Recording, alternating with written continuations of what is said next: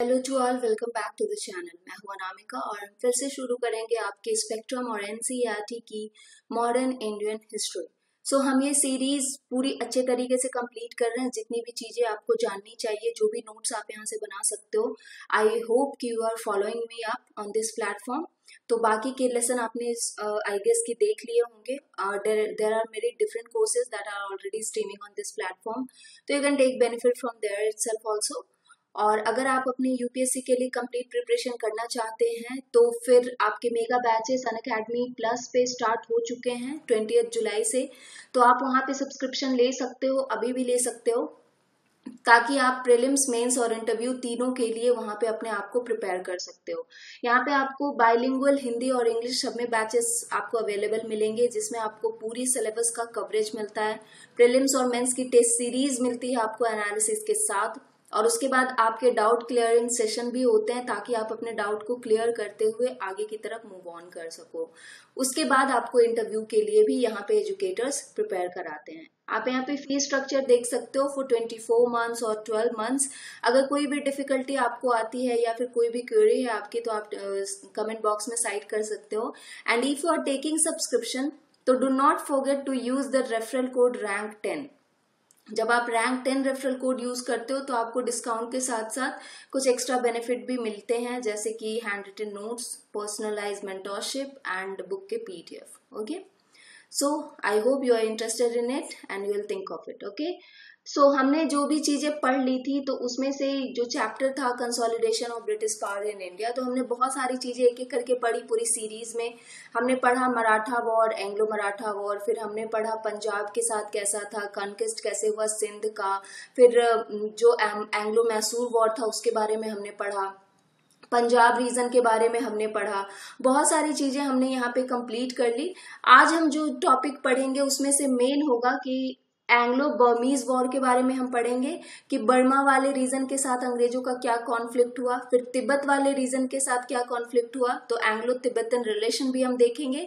और फिर लास्ट में हम जो एंग्लो अफगान वॉर हमने पिछले लेसन में भी डिस्कस किया था, उसको भी थोड़ा सा डिस्कस करते हुए आज इस ब्रिटिश पावर के कंसोलिडेशन को हम एंड अप करेंगे कुछ एमसीक्यूज के साथ। ये रहेगा आज की सीरीज का जो भी आज मेन हेडिंग जो कहते हैं, ठीक है। तो सबसे पहली बात कि फर्स्ट बर्मा वॉर क्यों हुआ था, मतलब अंग्रेज और जो बर्मा वाला रीजन है उसके बीच में क्या कॉन्फ्लिक्ट हुआ था और क्यों हुआ था।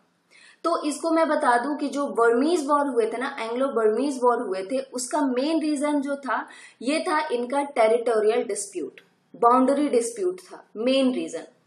ये जो अंग्रेज थे, इन्होंने बर्मा को कॉन्क्वेस्ट करने में, इस पे जीत हासिल करने में पूरे 3 वॉर लड़े थे। First, second and third Anglo Burmese war के बाद ही पूरी तरीके से बर्मा वाले रीजन को अंग्रेज जो है वो कैप्चर कर पाए थे, अपने अधीन कर पाए थे।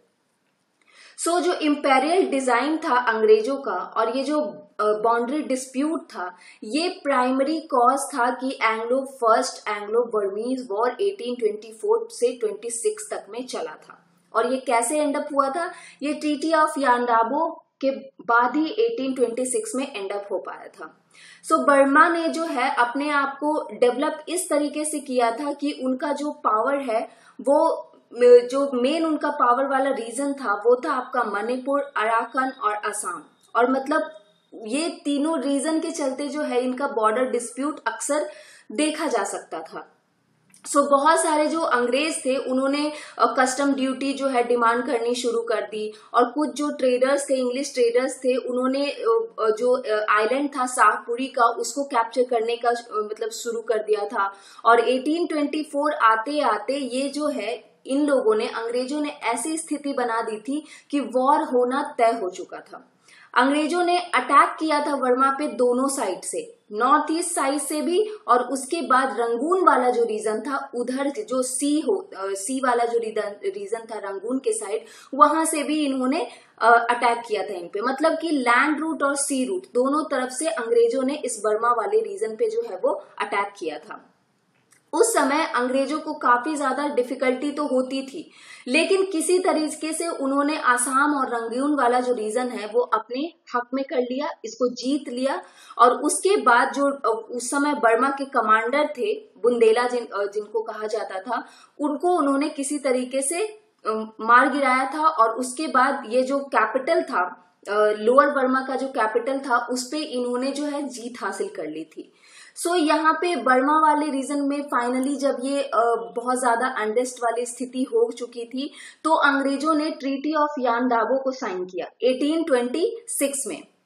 उसके बाद बर्मा ने बहुत सारे जो इनके रीजन्स थे जो ये क्लेम करते थे आसाम पे, या फिर जयंतिया वाले जो पहाड़िया वाले रीजन है उस पे जो ये क्लेम करते थे, ये सारे इन्होंने जो है अंग्रेजों को ये टेरिटरीज अपनी सौंप दी ये ट्रीटी ऑफ यान दाबो के बाद।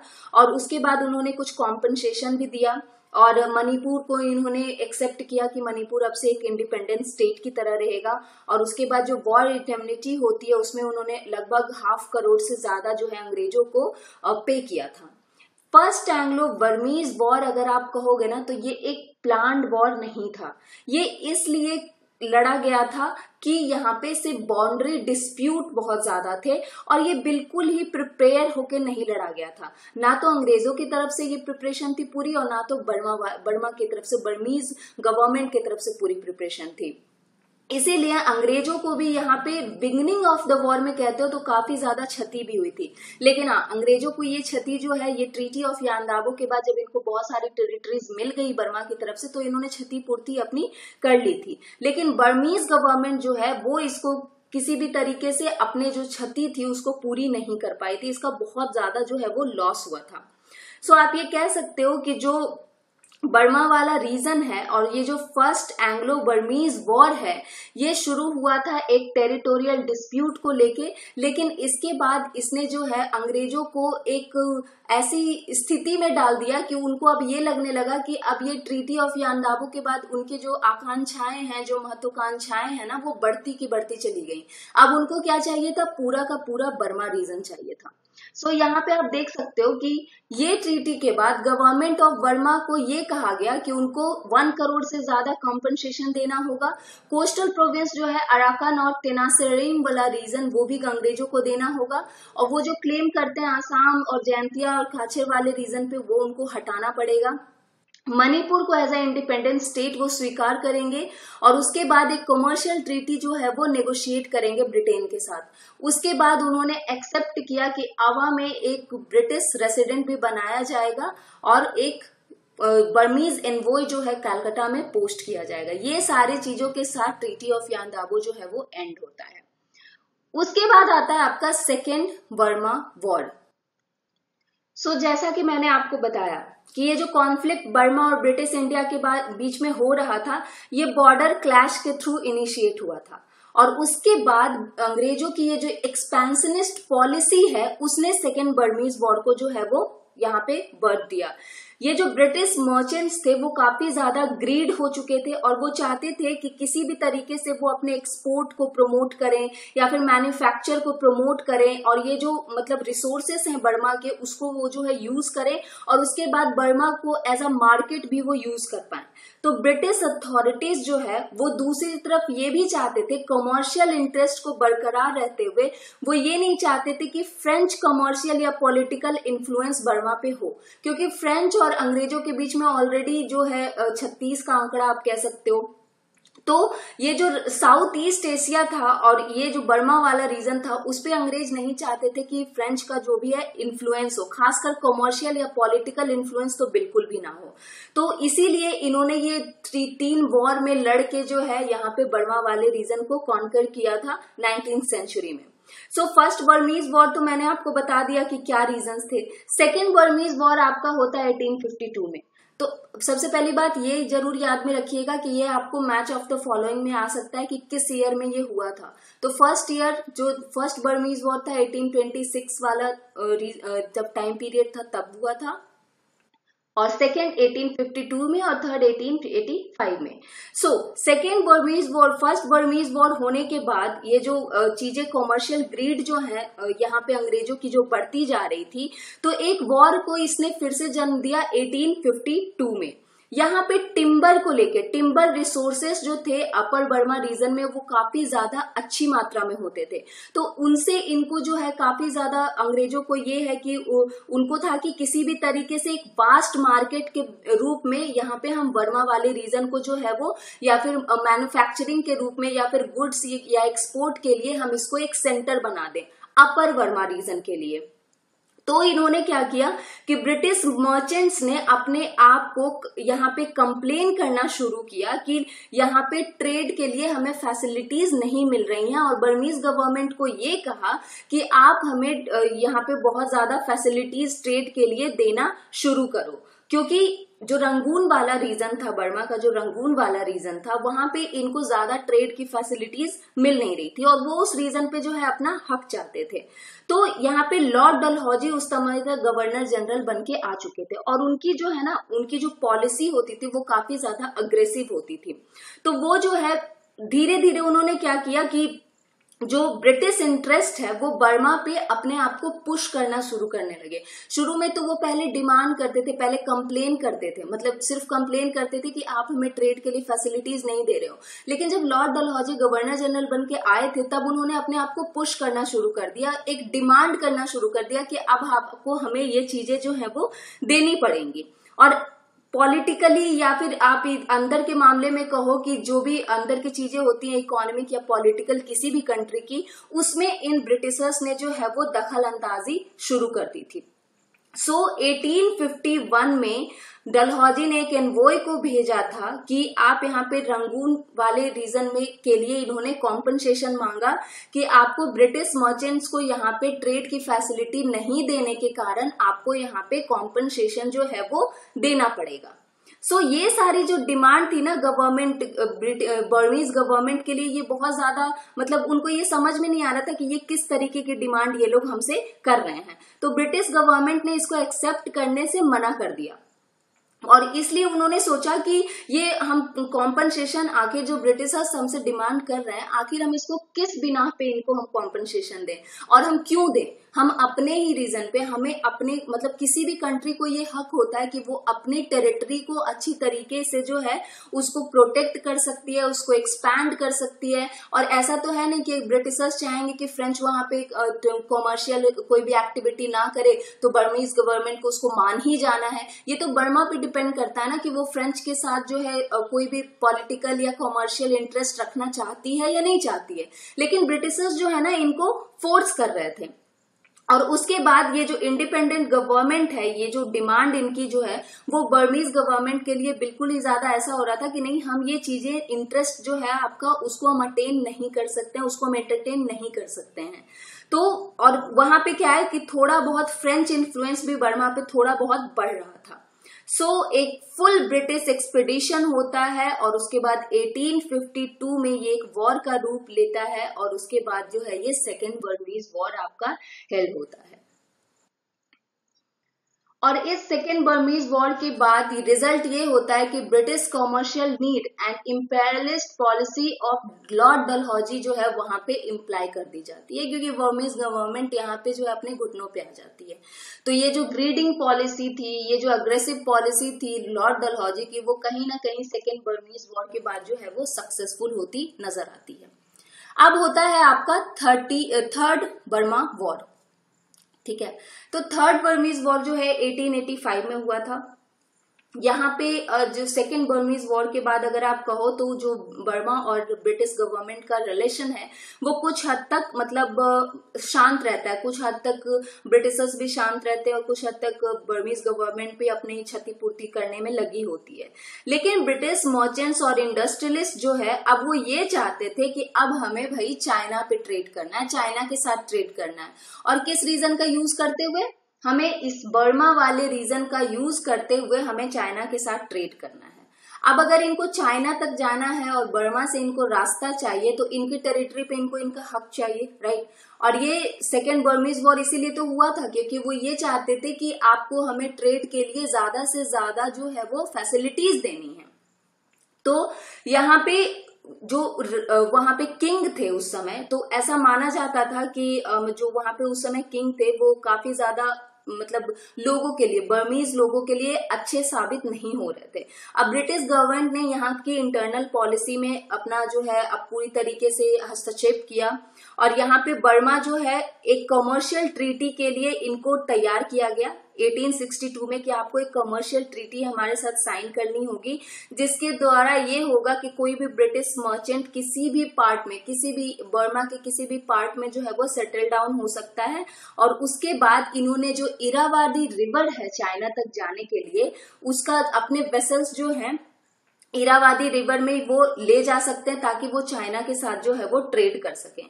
तो ये सारी चीजें थी जब उन्होंने ये करना शुरू किया कि हमें अब चाइना के साथ जो है वो ट्रेड करना है।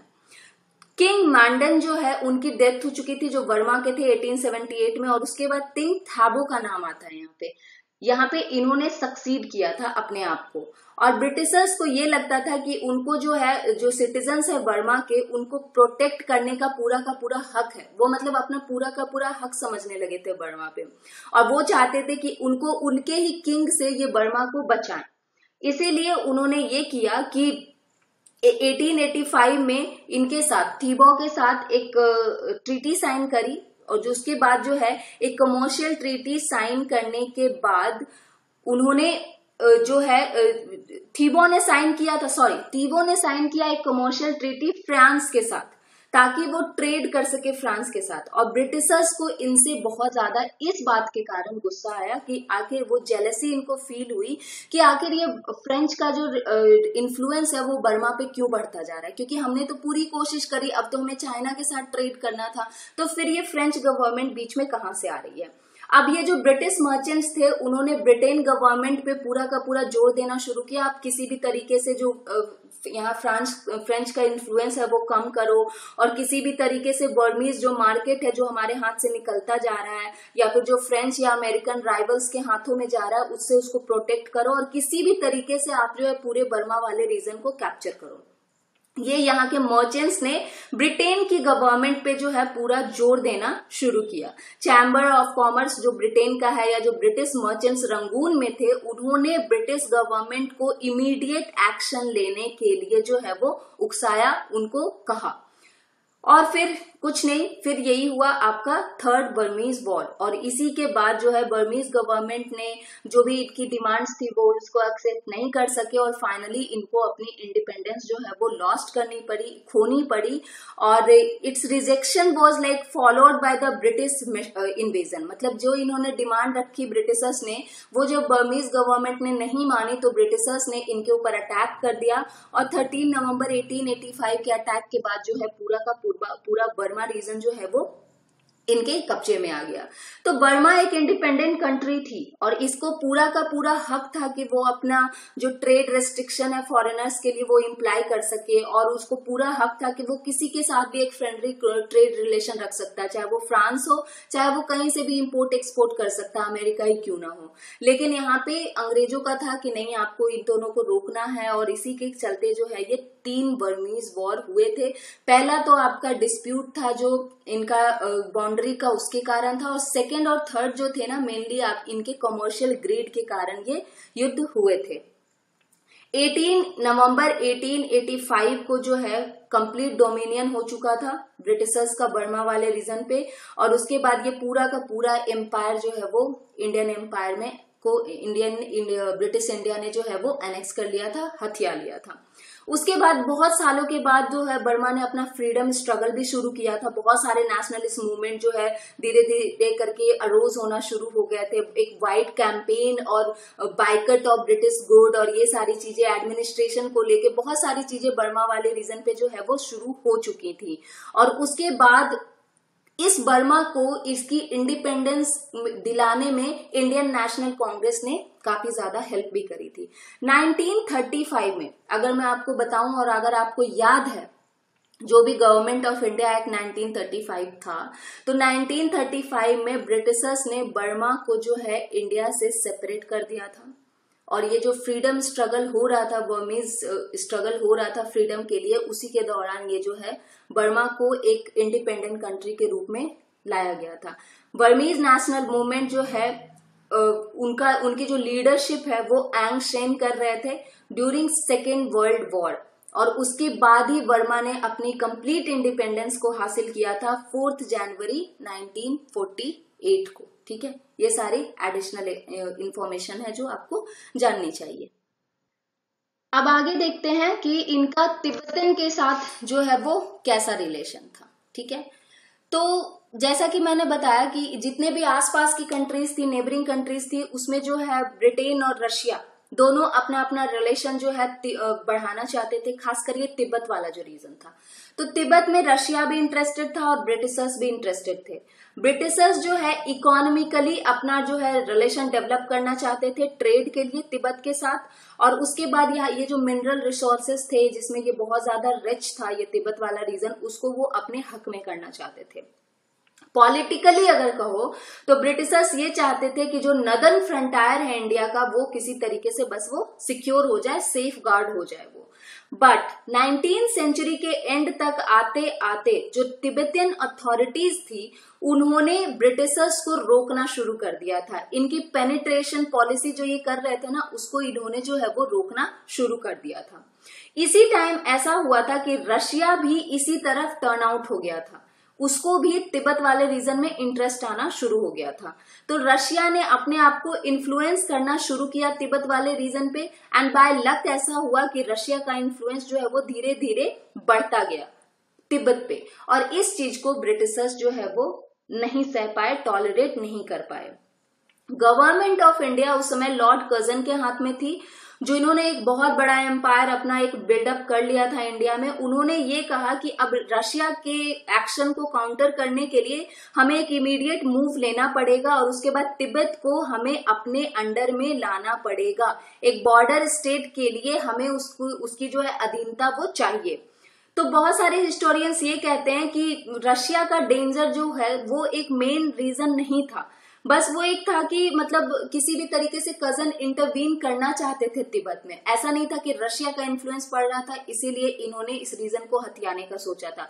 वो तो पूरा का पूरा, जैसे उन्होंने अपना नेपाल को हथिया लिया था, जैसे उन्होंने बर्मा को अपना हथिया लिया था, उसी तरीके से ये तिब्बत वाले रीजन जो ये नदर्न फ्रंटायर है इंडिया का, उसको किसी तरीके से सिक्योर करना चाहते थे। सो 1904 में जो कजन है उन्होंने एक मिलिट्री एक्सपेडिशन किया लहासा पे, और ये जो लहासा जो है उस समय कैपिटल था तिब्बत का, और उसके बाद इन्होंने जो कैपिटल यहाँ पे एक मिलिट्री एक्सपेडिशन करने के बाद इन्होंने जो है इस वाले रीजन को काफी ज्यादा अपने अंडर में ले लिया था। बहुत सारे जो तिब्बतियंस थे उन्होंने, उनके पास ज्यादा आर्म्स एंड एमिनिशन तो थे नहीं, हथियार तो थे नहीं, मॉडर्न वेपन्स तो इनके पास थे नहीं, पर बहुत ही बहादुरी से वो लड़े, पर सक्सीड वो नहीं हो पाए। और फाइनली 1904 में ये जो इनका एक्सपेडिशन है, ये जो मोर्चा है इनका लहासा तक पहुंचा, और उसके बाद without coming across any Russian on the way इन्होंने पूरा का पूरा जो तिब्बत है उस पे जो है अपना एक ट्रीटी के बाद साइन करने के बाद, एक नेगोशिएशन करने के बाद इस पे अपना जो है वो हक जमाया, और इसके बदले में एक ट्रीटी साइन करने के बाद तिब्बत को ऐसा कहा गया कि आपको जो है वॉर में जो भी हमें क्षति हुई है उसके लिए 75 लाख देने पड़ेंगे पर एनम, ऐसा रेट ऑफ 1 लाख पर रुपीस पर एनम के हिसाब से।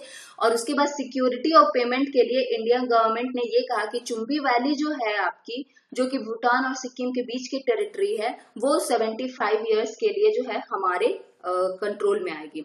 ब्रिटिशर्स ने ये भी कहा कि वो तिब्बत के इंटरनल अफेयर्स में कोई भी इंटरेस्ट नहीं रखेंगे, उसको इंटरफेयर नहीं करेंगे। और उसके बाद तिब्बतन ने ये अग्रीड किया कि मतलब जो भी रिप्रेजेंटेटिव है वो कोई भी फॉरेन पावर के रिप्रेजेंटेटिव तिब्बत में नहीं रहेंगे। ब्रिटिशर्स ने एक बहुत ज्यादा तिब्बतन एक्सपेडिशन करने के बाद इन्होंने एक जो रशिया का जो इनको डर था उसको इन्होंने सिक्योर कर लिया था, वहां से रशिया को इन्होंने हटा दिया था। और उसके बाद इनको जो है ये तो इन्होंने किया था, मतलब रशिया का इन्फ्लुएंस तो इन्होंने रोक दिया था, लेकिन यहाँ पे चाइनीज जो है सुजैनिटी वो काफी तरीके से कंफर्म हो चुकी थी। यहाँ पे मतलब इनको अंग्रेजों को जो है चाइना की जो है सुजैनिटी वो यहाँ पे एक्सेप्ट करनी पड़ी थी, तो ही जाके तिब्बत के साथ जो है इनके रिलेशन को इनको एक फाइनली एक रूप दे पाए थे। सो उसके बाद इस ट्रीटी के बाद जो है बहुत सारी चीजें इनको कही गई, जैसे कि मैंने बताया सिक्योरिटी और पेमेंट के लिए, और फिर तिब्बत को जो है एक जो सिक्किम का फ्रंटायर है उसको रेस्पेक्ट करना है, और ये सारी चीजें जो है इस ट्रीटी में इनको साइन करनी पड़ी थी कि तिब्बत जो है कोई भी रेलवे के लिए इनको कोई कंसेशन नहीं मिलेगा, रोड्स के लिए नहीं मिलेगा, टेलीग्राफ के लिए नहीं मिलेगा to any foreign state, but give Great Britain some control over foreign affairs of Tibet. मतलब इनको थोड़ा बहुत जो है फॉरेन अफेयर्स के लिए तिब्बत पे कंट्रोल रहेगा। सो यहाँ पे चाइना ने जो है एक only China gained in the end of out of whole the affair because the Anglo Russian convention of 1907 provided that the two great powers would not negotiate with Tibet. मतलब यहाँ पे इसके बाद इस वॉर के बाद ये हुआ कि रशिया और ब्रिटेन डायरेक्टली तिब्बत से नेगोशिएट नहीं करेंगे। यहाँ पे मीडिएटर कौन होगा? Chinese government. तो यहाँ पे ब्रिटिशर्स को जो है सुजानिटी यहाँ पे चाइनीज की एक्सेप्ट करनी पड़ी थी। ठीक है, उसके बाद एंग्लो अफगान रिलेशन हम पढ़ते हैं। तो ये मैंने पिछले भी लेसन में आपको बता दिया है, तो ट्राइपार्टाइट ट्रीटी और ये सारे मैंने पिछले लेसन में एक्सप्लेन कर दिया, तो यहाँ पे हम ज्यादा इसको नहीं खींचेंगे। लेकिन हाँ 1839 से 42 तक का पीरियड था, ये जरूर याद रखिएगा। तो मैंने आपको बताया शाह सूजा, उसके बाद सिख और जो ब्रिटिशर्स थे इनके बीच में एक ट्रीटी साइन हुई थी, ट्राइपार्टाइट ट्रीटी, जिसके कारण ही बहुत ज्यादा हौच-पौच हो गया था इन तीनों के बीच में, और जिसके कारण की पहला एंग्लो अफगान वॉर जो है वो लड़ा गया था। इन्होंने एक फॉरवर्ड पॉलिसी लाई थी, लेकिन बीच में अपने ही तीनों जो है वो मरने कटने लग गए थे, और इसी ने रिजल्ट किया था फर्स्ट एंग्लो अफगान वॉर को, जिसके बाद जो है इंडिया को 1.5 करोड़ रुपीस देने पड़े थे, और कम से कम 20,000 जो है लोग सैनिक जो है वो इनको इसके वॉर के बाद जो है वो देने पड़े थे। अब होता है आपका सेकेंड एंग्लो अफगान वॉर, जो कि 1870 से 80 के बीच में होता है। सो 1875 में जो ब्रिटिश प्राइम मिनिस्टर हैं उन्होंने लॉर्ड लिटन को गवर्नर जनरल यहाँ पे अपॉइंट किया था इंडिया में, और उसके बाद लॉर्ड लिटन के आने के बाद उन्होंने इंडिया और अफगान के रिलेशन को मजबूत करने के लिए जो है कंसर्न जाहिर किया, और वो इसी काम पे लग गए थे कि हमें अफगान वाले रीजन के साथ, चाहे वो ट्रेड के लिए हो या कोई भी इंटरेस्ट हो उनका, वो इस रिलेशन को जो है वो मजबूत करना चाहते थे। और वो ये भी नहीं चाहते थे कि रशिया का इन्फ्लुएंस जो है वो अफगानिस्तान पे ज्यादा हो। तो आप समझ रहे हो, कभी रशियन इन्फ्लुएंस, कभी फ्रेंच इन्फ्लुएंस, हर वॉर जो है ना इन लोगों ने इसी कारण से लड़ा था, बस एक जेलेसी के कारण, क्योंकि ये पूरी की पूरी अपनी ही छवि चाहते थे हर नेबरिंग स्टेट पे इंडिया के। सो इन्होंने क्या किया, लॉर्ड लिटन ने इस चीज को सिक्योर करने के लिए, पूरे फ्रंटायर को सिक्योर करने के लिए, ताकि रशिया का वहां पे इन्फ्लुएंस ना बढ़े, उन्होंने एक मतलब अफगानिस्तान के साथ अपना एक जो रिलेशन है वो बढ़ाने का सोचा।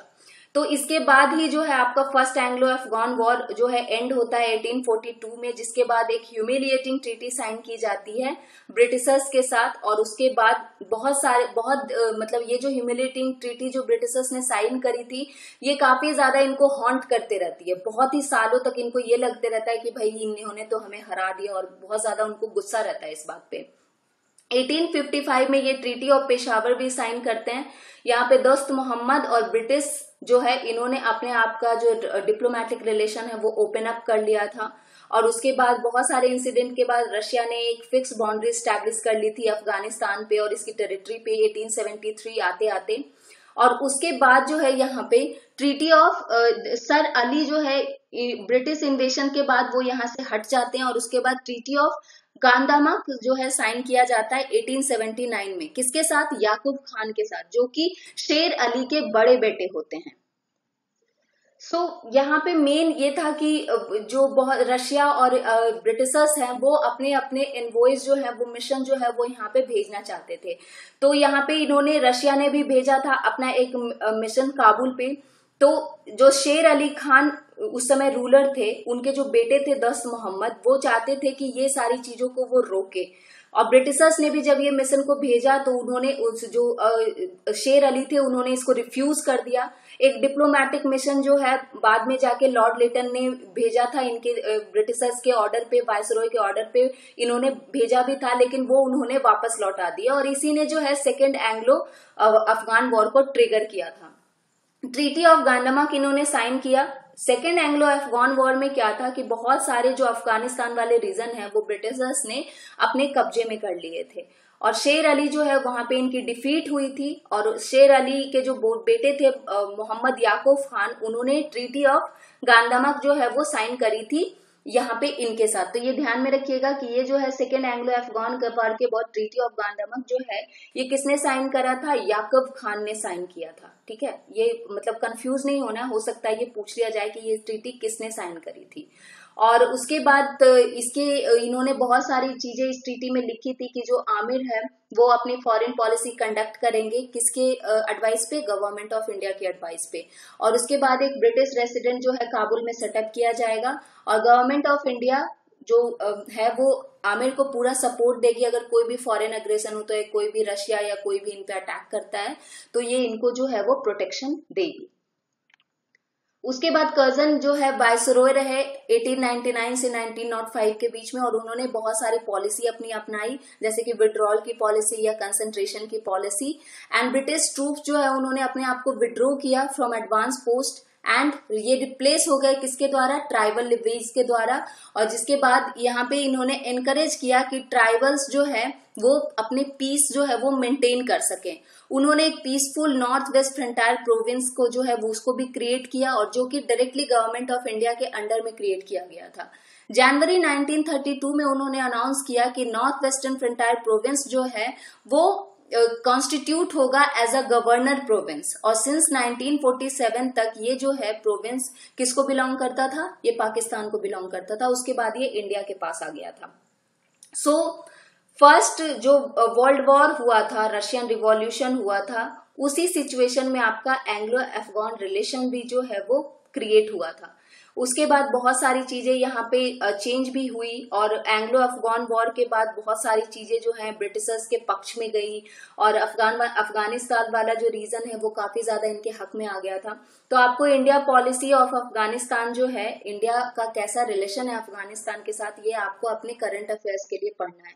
तो इसे आप बिल्कुल पढ़ना मत भूलिएगा। आप देखिएगा कि किस किस तरीके का जो है रिलेशन हमारा, बायलैटरल रिलेशनशिप जो है हमारा, वो अफगानिस्तान के साथ किस तरीके से चलता है। फिर आपको डूरैंड लाइन बिल्कुल नहीं भूलना है, ठीक है। डूरैंड लाइन आपको पता है कि किसके किसके बीच में है। सो यहाँ पे फर्स्ट एंग्लो अफगान वॉर जो है, यहाँ पे ब्रिटिशर्स डिफीट हुए थे।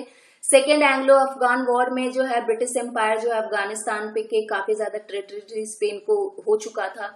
1893 में डूरैंड लाइन एग्रीमेंट जो है वो साइन किया गया था, और इसके बाद ही नॉर्थ वेस्टर्न फ्रंटायर प्रोविंस का जो है वो फॉर्मेशन हुआ था।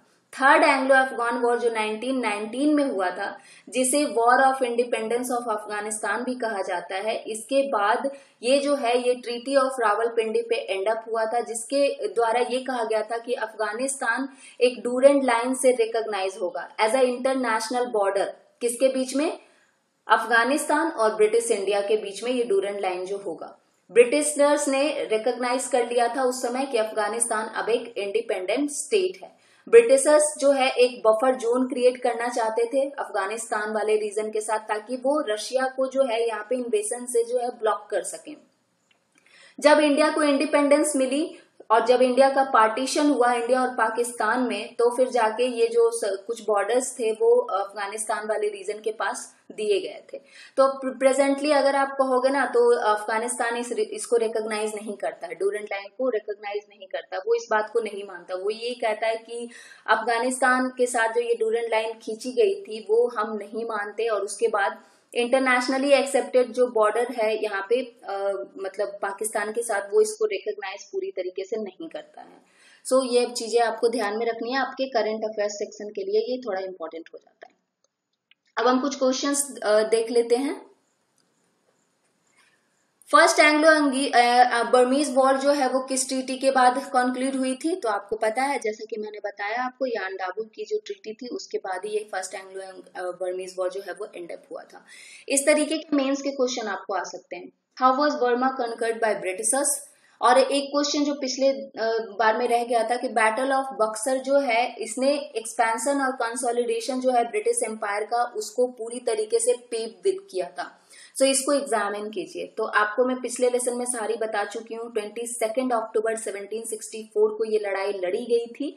कौन कौन इसमें शामिल थे, ब्रिटिश ईस्ट इंडिया कंपनी के हेक्टर मुनरो जो कमांड कर रहे थे इसका, मीर कासिम जो कि नवाब ऑफ बंगाल थे, और उसके बाद नवाब ऑफ अवध और मुगल एम्परर शाह आलम द्वितीय, इन लोगों के बीच में ये लड़ी गई थी। और ब्रिटिश ईस्ट इंडिया कंपनी जो है इसमें जीत के वापस आई थी और मुगल फोर्सेस जो है उनकी हार हुई थी। और उसके बाद ट्रीटी ऑफ इलाहाबाद 1765 के बाद ये वॉर जो है वो एंड अप हुआ था।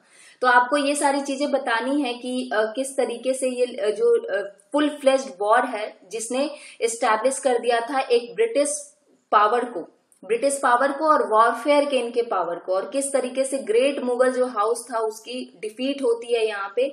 और उसके बाद आपको ये भी देखना है कि एक्सपेंशनिस्ट मोटिव्स क्या थे ब्रिटिशर्स के, क्यों वो चाहते थे कि इस लड़ाई के बाद क्या उनको फायदा हुआ, किस तरीके से इसके बाद इन्होंने एक बफर जोन जो है, बफर स्टेट जो है वो क्रिएट कर दिया था, और एक वॉल जो है एक ब्रिटिशर्स और मराठास के बीच में क्रिएट कर दी थी। फिर पॉलिटिकल स्ट्रॉन्गहोल्ड आपको बताना है कि ट्रीटी ऑफ इलाहाबाद के बाद जो dual system of administration Bengal में इन्होंने किया था, जिसमें निजामत और दीवानी दोनों इनके हाथ में आ गए थे। डबल गवर्नमेंट होने के बाद दीवानी रेवेन्यू के लिए रिस्पॉन्सिबल था, निजामत सिविल एडमिनिस्ट्रेशन के लिए, जो कि बंगाल में फंक्शन कर रहा था। अब दोनों की दोनों चीजें इनके हाथ में आ गई थी, तो मेन पावर जो है किसके हाथ में आ गया था, ब्रिटिशर्स के हाथ में आ गया था, जिससे कि उन्होंने काफी ज्यादा फायदा भी लिया था। उसके बाद जो इंडियन स्टेट थे उनको किस तरीके से इन्होंने अपने कब्जे में किया, और ये सारी चीजें आपको यहाँ पे एक्सप्लेन करनी है। और फिर उसके बाद फर्दर जो है सब्सिडरी अलायंस के बाद लॉर्ड वेलेस्ली की किस तरीके से सारी चीजें जो है अंग्रेजों के हाथ में छिनती चली गई थी। ठीक है, ये सारी चीजें आप यहाँ पे एक्सप्लेन करोगे तो फिर आंसर राइटिंग आपकी हो जाएगी, आप अटेम्प्ट करोगे तो हो जाएगा। Which among the following event happened, मतलब इवेंट जो है सबसे पहले क्या हुआ था, तो ये इसीलिए मैं कहती हूँ कि आपको ईयर्स याद रखने हैं। अब इसको आप सजाइए क्रोनोलॉजी में कि पहले कौन हुआ था, Anglo Sikh war, Anglo Burma war, Mysore war और Maratha war. Which of the following pair given below is not correct, मतलब कौन कौन सी ट्रीटी के बाद ये एंड अप हुआ था, तो सही जो है वो ये है ट्रीटी ऑफ सुगौली, ये नेपाल के साथ इन्होंने अंग्रेजों ने साइन करी थी, और ट्रीटी ऑफ यांदाबो बर्मा के साथ इन्होंने अंग्रेजों ने साइन करी थी, और लहासा जो है वो तिब्बतन के साथ। तो इस तरीके से आपको मैच ऑफ द फॉलोइंग में भी ये आ सकता है। ठीक है, so this was it for the British consolidation. अब अगले लेसन में जो हम चीजें पढ़ाई करेंगे वो सबसे ज्यादा इंपॉर्टेंट टॉपिक भी होगा, और हम देखेंगे एक बहुत ही फेमस वॉर के बारे में, rising resentment against company rule. Company rule के खिलाफ किस तरीके से विद्रोह प्रदर्शन होना शुरू हुआ था। ठीक है, जिसमें कि हम फर्स्ट वॉर ऑफ इंडिपेंडेंस जिसे कहा जाता है, सिपाही विद्रोह जिसे कहा जाता है, हम उसे डिस्कस करेंगे। So keep following me up, and if you're liking the lesson, hit the like button. It's Anamika signing off, and if you're having any query, comment box is available to you. Take care guys, have a nice time, bye bye.